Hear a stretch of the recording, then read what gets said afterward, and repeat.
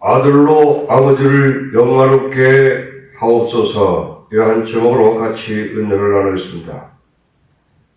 요한복음 17장 1절 예수께서 이 말씀을 하시고 눈을 들어 하늘을 우러러 가라사대 아버지여 때가 이르렀사오니 아들을 영화롭게 하사 아들로 아버지를 영화롭게 하게 하옵소서. 이 시점에서 예수님은 제자들과의 다락방 대화를 마치고 있습니다.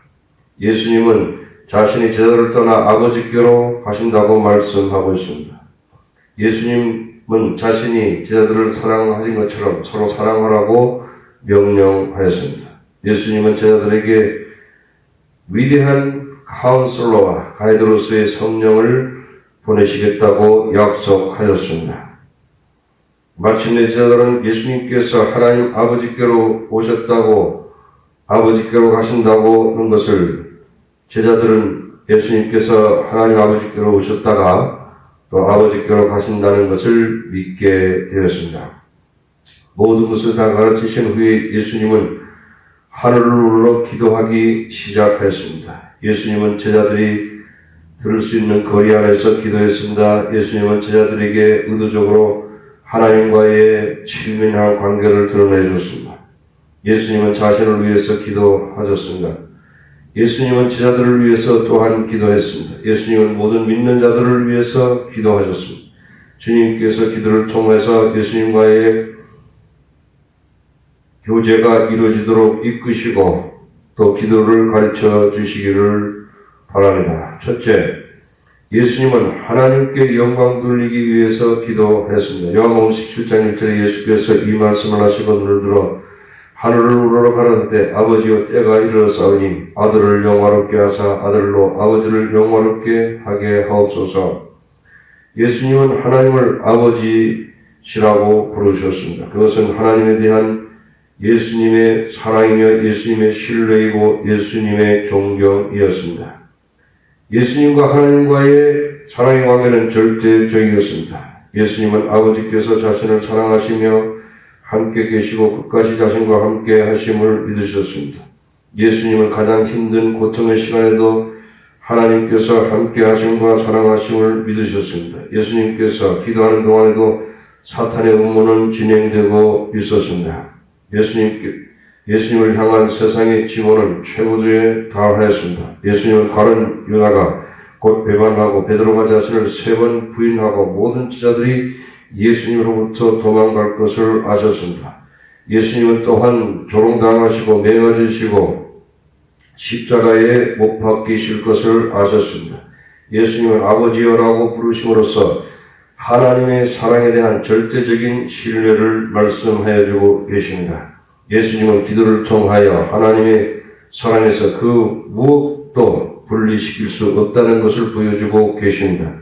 우리의 환경이 아무리 어렵더라도 우리는 기도를 통하여 하나님께 나아갈 수 있고 하나님은 우리를 사랑하시고 응답하실 것을 확신할 수 있습니다.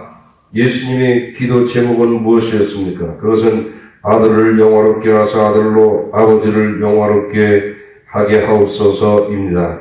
아들을 영화롭게 하소서라는 것은 다가올 시험을 능력과 지혜로 이기게 하여 주옵소서 하는 예수님의 기도인 것입니다.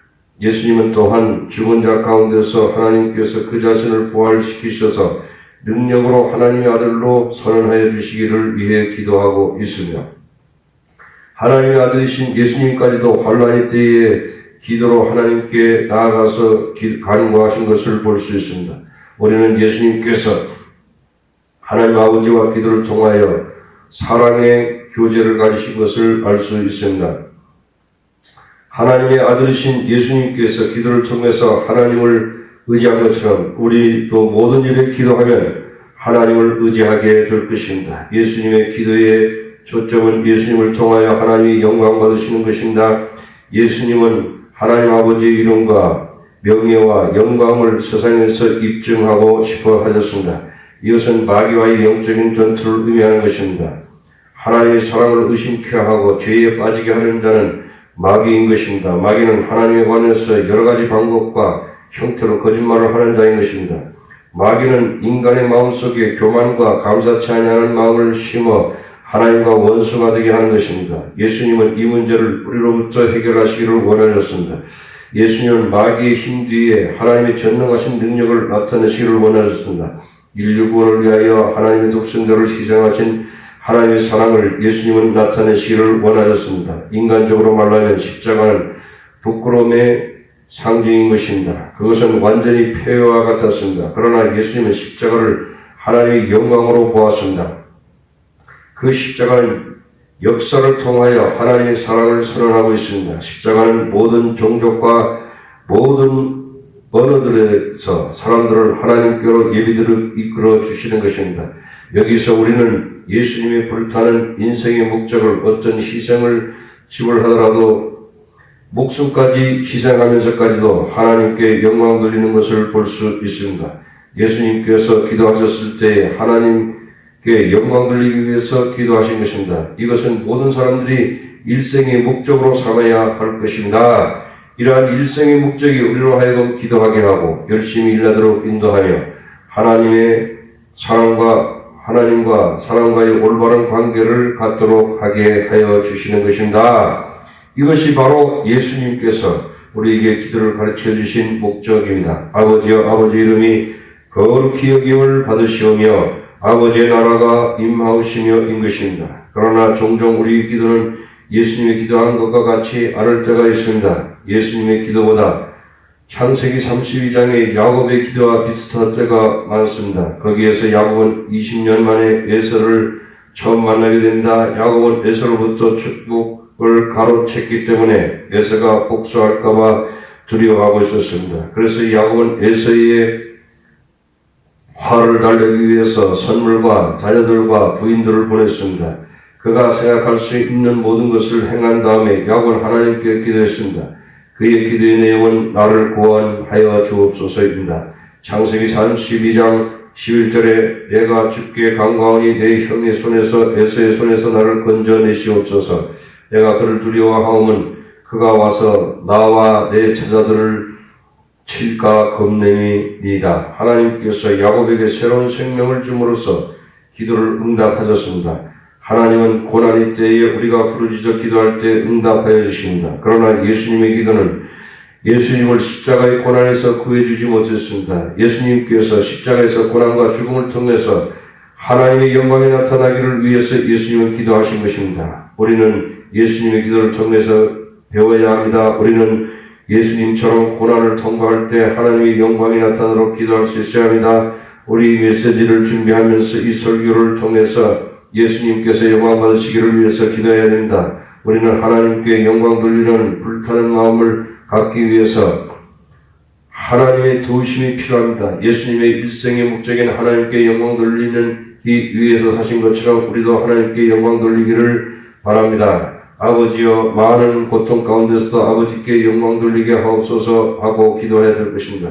둘째, 예수님은 영생을 주십니다. 요한복음 17장 2절에 아버지께서 아들에게 주신 모든 자에게 영생을 주게 하시려고 만민을 다스릴 권세를 아들에게 주셨음이로다. 예수님은 세상과 관련지어서 왕같은 제사장으로서 하나님 앞에 서서 기도하고 계십니다. 예수님은 모든 사람들에 대한 하나님의 권세를 수행하고 있습니다. 요한복음 5장 26절에 아버지께서 자기 속에 생명에 있음같이 아들에게도 생명을 주어 그 속에 있게 하셨고 또 인자됨을 인하여 심판하는 권세를 주셨느니라.